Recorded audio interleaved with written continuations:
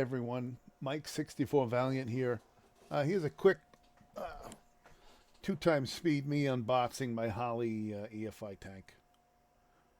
I'm going to eventually put a Holly Sniper on. I wanted to go with the same product because I heard that it requires a very constant pressure and I didn't want to have any questionable equipment feeding pressure to the Holly.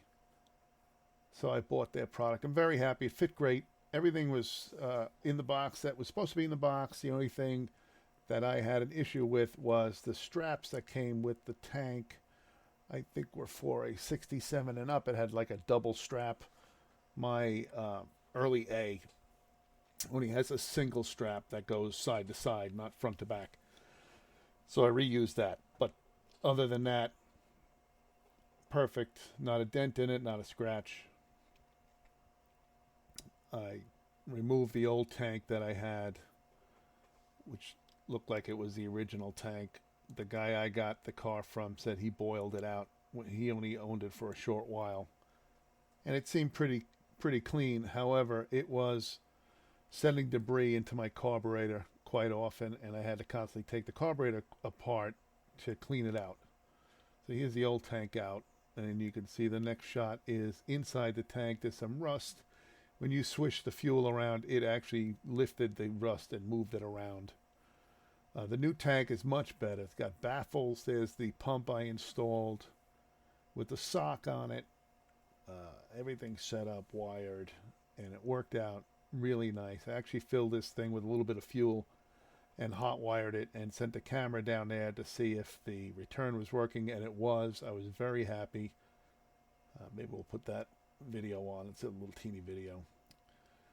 We put all the hoses on the vents the way it said in the manual, and everything worked out fine. I did install the tank and put the vent up against the trunk floor.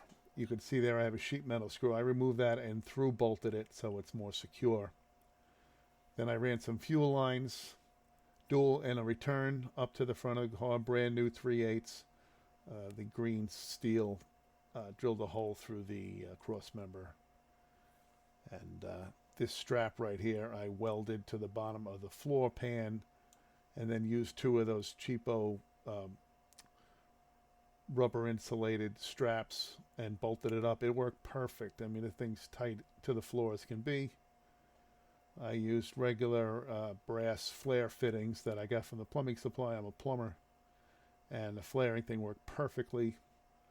And here's the last shot of the regulator I installed. The fully bypass regulator that returns back to the tank. I have it set at 6 pounds, and the car runs fantastic with the carburetor. When I put the EFI, I will crank it up to whatever, 50 or whatever it requires. But all in all, very, very, very happy deal.